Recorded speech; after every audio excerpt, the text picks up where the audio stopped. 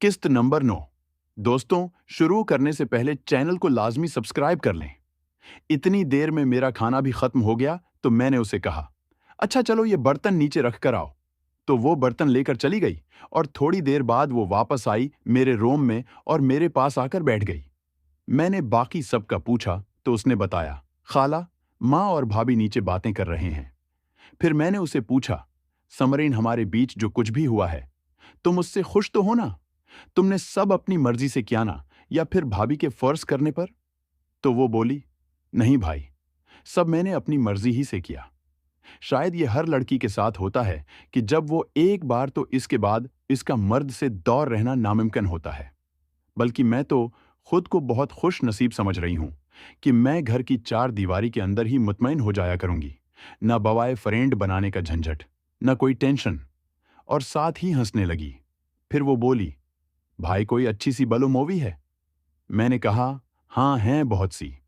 तो वो बोली, लगाओ ना, फिर देखते हैं। मैंने कहा, कोई आ गया ऊपर तो? वो बोली, कोई नहीं आएगा, वो सब नीचे बातें कर रहे हैं। मैंने उठकर टीवी पर मूवी चला दी। टीवीडी में वो एक काफी अच्छी मूवी थी, देखकर समरीन काफी। मैंने पूछा, कैसी है मूवी? वो बोली, भाभी, क्या ऐसे दो लड़कों से एक साथ करने में ज्यादा एंजॉय होता है? मैंने कहा, तुमने करना है? तो वो एकदम हंसने लगी और बोली, क्या भाई, वैसे पूछ रही हूं। मैंने कहा, नहीं बताओ, अगर मॉड है तो। फिर वो बोली, भाई अब मैं जाती हूं, काफी देर हो गई है, कहीं कोई आ ना जाए ऊपर। फिर मैंने उठकर मूवी बंद कर दी और समरीन भी उठकर रूम से बाहर चली गई। फिर मैं ऑनलाइन जाकर स्टोरीज पढ़ने लगा और ऐसे ही काफी टाइम हो गया। फिर अचानक मेरे डोर पर दस्तक हुई। मैंने टाइम देखा तो 3 बज रहे थे। मैंने डोर ओपन किया तो भाभी खड़ी थीं। वो बोले, आ जाओ मेरे रूम में और शोर न करना, खाला ऊपर समरीन के रूम में ही हैं। मैं भी भाभी के साथ ही हो लिया और उनके रूम के अंदर चले गए। कुछ देर तक हम मग्न थे कि अचानक ही दरवाजे पर दस्तक हुई और एकदम हम दोनों के रंग उड़ गए। भाभी फौरन उठे। मैंने भी फटाफट होलिया दुरुस्त किया। भाभी ने जाकर दरवाजा खोला। हमें लगा शायद समरेन होगी, लेकिन ये क्या, दरवाजा खुलते ही हम दोनों के रंग उड़ गए। बाहर तो खाला खड़ी थी और वो हैरान परेशान भाभी की तरफ देख रही थी। और अचानक दरवाजा खुलते ही वो अंदर आ गईं और बोलें, सिकंदर, तुम इस टाइम यहां क्या कर रहे हो? मैं क्या जवाब देता? मुझे तो कुछ समझ ही नहीं आ रहा था कि इस अचानक हुए हमले का अब क्या करूं। मैं बोला, वो खाला, वो मेरा मोबाइल का चार्जर लिया था भाभी ने, वो लेने आया था और फौरन बाहर निकलकर अपने कमरे में भाग आया। मैं बाहर निकला तो समरीन भी अपने रूम से निकल रही थी और उसके भी रंग उड़े हुए थे। मैंने फौरन अपने रूम में आकर रूम लॉक कर लिया और दुआएं मांगने लगा कि किसी तरह जान बच जाए। और बस ऐसे ही लाइट ऑफ किए लेटा रहा और एक एक मिनट एक एक साल की तरह गुजर रहा था। और ऐसे ही कोई 2 घंटे गुजर गए, लेकिन बाहर से कोई उता पता नहीं आया था। और सुबह के 7 बजने वाले थे कि अचानक मेरे डोर पर दस्तक हुई और मेरी तो जैसे जान ही निकल गई। मैंने डरते डरते उठकर दरवाजा खोला तो सामने थमरीन खड़ी मुस्कुरा रही थी। उसे मुस्कुराता देखकर मुझे बड़ा अजीब लगा कि यहाँ मेरी फटी पड़ी है और वो मुस्कुरा रही है। खैर, वो फटाफट अंदर आई और बोली, क्या हुआ भाई, टेंशन नाट, आपकी ये छोटी सी नाचीज बहन है ना, मैंने सब संभाल लिया है। मैंने कहा, लेकिन हुआ क्या? क्या कहा खाला ने? तो वो मेरे बेड पर बैठते हुए बोली, भाई खाला को सब बता दिया है। मैंने कहा, क्या, पागल हो? वो बोली, अरे अरे भाई, अपना और तुम्हारा नहीं बताया, सिर्फ तुम्हारा और भाभी का बताया है। इन्हें सब समझा दिया है और वो खुद एक औरत हैं और वो भाभी की कंडीशन खूब समझ सकती हैं। बल्कि वो मुझे कह रही थी कि ये तो बहुत अच्छा हो गया कि सबा और सिकंदर का सीन ही हो गया, कहीं अगर वो बाहर किसी से मुंह ना काला कर लेती तो। लेकिन उसे कहना एहतियात जरूरी है। ये बात सुनकर मेरी जान में जान आई। मैं बोला, तुम सच कह रही हो ना? तो वो बोली, जी भाई, आपको पता तो है कि मेरी और खाला की कितनी बनती है और वो मेरी कोई बात नहीं टालती। बल्कि वो तो अक्सर अपने और खालों के बारे में भी मुझे सब कुछ बताती हैं कि वो लोग कैसे करते हैं। तो इसलिए टेंशन न लो, खाला से सारी बात हो गई है, वो माँ या किसी को भी नहीं बताएंगी। मैंने ये बात सुनकर समरीन को झप्पी डाल ली और बोला, खुश कर दिया तुमने प्यारी बहना। आई लो यो, तुमने तो मेरी टेंशन ही हल कर दी। तो वो बोली, जब तक मैं हूं मेरे प्यारे भाई को किसी किस्म की कोई टेंशन नहीं होनी चाहिए। वो बोली, नहीं भाई, बहुत देर हो गई है, मैं खाला को कहकर आई थी कि मैं सिकंदर को बता कर आती हूँ, वो परेशान हो रहा होगा। अब कहीं खाला यहाँ ना आ जाएं, इसलिए मैं जाती हूँ। आज वैसे भी संडे है, मैं भी घर में ही हूँ और आप भी दिन में किसी टाइम कुछ कर लेंगे। और फिर वो फौरन रूम से निकल गई। मैं भी फिर मुतमईन होकर सो गया और कोई 1 बजे के करीब मेरी आंख खुली तो मैं उठकर नहाने चला गया। नहा धोकर बाहर आया तो नीचे चला गया। नीचे गया तो पता चला माँ साथ वालों की तरफ गई हैं और घर में भाभी, समरीन और खाला ही हैं। खाला मुझे देखते ही बोले, आओ हीरो आ गए, आज इतनी लेट उठे हो। फिर हिंसते हुए बोले, हाँ जी, सारी सारी रात मेहनत करोगे तो सुबह आंख कहाँ खुलेगी। और साथ ही खाला और समरीन दोनों हंसने लगी। भाभी इस टाइम किचन में थी। मैं किचन में जाने लगा तो पीछे से खाला ने आवाज लगाई, अब अंदर ही ना शुरू हो।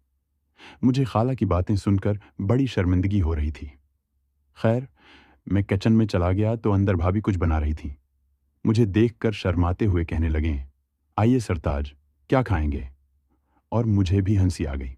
खैर, मैंने जाकर पकड़ लिया भाभी जी को और बोला, जो आप खुला दें।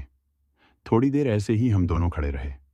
फिर अचानक समरीन किचन में आते ही मैं पीछे हो गया तो समरीन देखकर हंसने लगी। भाभी बोले, थोड़ा टाइम लगेगा पकने में, तुम बाहर बैठो, मैं लेकर आती हूं। समरीन बोली, हाँ भाई आओ, इतनी देर में आप और खाला कार्ड्स खेलते हैं। तो हम दोनों बाहर चले गए और मैं खाला के पास बैठ गया और समरीन कार्ड्स ले आई। और फिर खाला बोले, अच्छा क्या खेलना है। तो समरीन ने कहा, डिक्कीती खेलते हैं। तो मैंने और खाला ने कहा, ठीक है। फिर समरीन ने कार्ड्स बांटे तो खाला बोले, लेकिन जो भी हारेगा इसे दूसरे जो भी कहेंगे उसे वो करना पड़ेगा। समरीन फौरन बोली, हाँ ठीक है। मैंने भी एग्री कर लिया। फिर गेम स्टार्ट हुई और सबसे पहली गेम खाला हार गई तो समरीन मेरे पास आकर बोली, फिर क्या कहीं खाला को। मैंने कुछ देर सोचा और फिर समरीन के कान में कहा, खाला को कहते हैं कि खालू के मोबाइल पर फोन करो और लाउड स्पीकर ऑन करके इन्हें किस करो। तो समरीन एकदम बोली, हाँ हाँ ठीक है। तो फिर समरीन ने बोला, खाला आप खालू के मोबाइल पर फोन करो और उनको लाउड स्पीकर ऑन करके पपी करो। तो खाला एकदम बोले, नहीं नहीं, मैं नहीं, कुछ और प्लीज। हमने कहा, नहीं नहीं, आप हारी हो, आपको करना पड़ेगा, हम जो भी कहेंगे।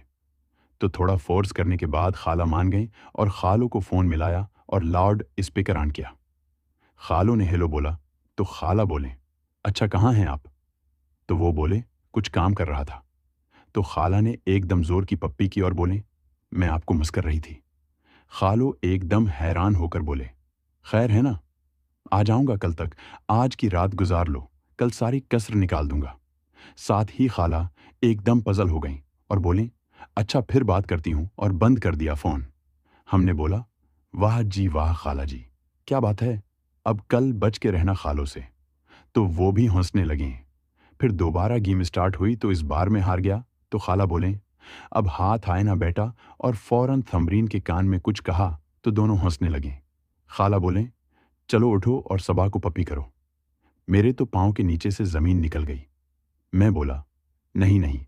तो वो दोनों उन्हें और मुझे दोनों बाजों से पकड़कर किचन की तरफ ले गईं और बोले, चलो शाबाश। मैं किचन के अंदर चला गया और वो दोनों दरवाजे पर खड़ी हो गईं। अंदर भाभी खाना बना रही थी।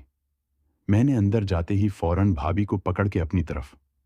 भाभी एकदम परेशान हो गईं कि ये अचानक क्या हो रहा है। तो जब पीछे मुड़ा तो समरीन और खाला तालियां बजाने लगीं। भाभी जी हैरान और परेशान खड़ी थीं। बोले, ये सब क्या था। तो समरीन बोली, भाई गेम हारा था तो हमने ये शर्त रखी थी। तो भाभी भी हंसने लगे। फिर खाला किचन के अंदर आ गईं और समरीन बोली, मैं जरा आती हूं। वो अपने रूम में चली गई। इतने में बाहर बेल भी हो गई और माँ आ गई। फिर मैं भी अपने रूम में आ गया और थोड़ी देर बाद ही भाभी खाना लेकर मेरे रूम में आ गई।